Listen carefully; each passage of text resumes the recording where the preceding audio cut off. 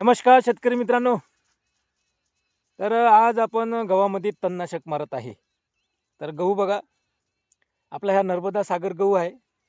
पहिला फेर झाला ओलताचा आणि दुसरा फेर चालू आहे. दुसरा फेर आपण 17 दिवसांनी चालू केलेला आहे. आज जिथे ओलीत झालेलं आहे आपलं अर्ध शेत, तिथे आज 21 दिवसाचा कालावधी पूर्ण होत आहे. 21 दिवसांना आपण आज तणनाशक मारत आहे गव्हाला. या नर्मदा सागर गहू आहे. बघा, आज मी तणनाशक आणलेलं आहे बघा. हे आहे स्पीड किल आणि 240D ॲमिनी सॅल्ट 58% SL.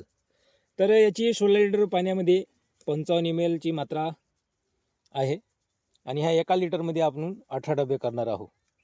ह्या 16 लिटरचा पंप आहे बघा आणि नोझल आहे आपलं हे मिरची नोझलचा उपयोग नाही करत आपण. हे स्पेशल तणनाशकाचं नोझल येते. आपल्याला कीटकनाशक नाही मारायचं आहे, आपल्याला तणनाशक मारायचं आहे. आपल्याला जाडा थेंब पाहिजे, कारण की जमीन ओली करायची आहे आपल्याला, पिकावर नाही मारायचं आहे. बारीक तुषार ह्या कीटकनाशकासाठी वापरला जातो. माझ्या अनुभवानुसार सांगत आहे मी तुम्हाला. पद्धतीने आपण तणनाशक मारत आहोत शेतकरी मित्रांनो. आणि तणनाशक मारताना जमिनीमध्ये ओलावा असणे फार गरजेचे आहे. का जमिनीमध्ये ओलावा आहे, कायम आहे, असा ओलावा पाहिजे.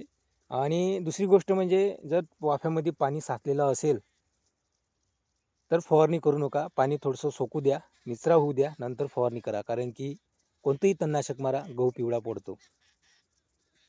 चला आता शेतकरी मित्रांनो, आता आपण सुरुवात करूया तणनाशकाला. व्हिडिओ आवडल्यास असेल आपल्या चॅनलला सबस्क्राईब, लाईक, शेअर नक्की करा. आपले व्हिडिओ येतच राहतील समोर. पुन्हा भेटूया नेक्स्ट व्हिडिओमध्ये. धन्यवाद.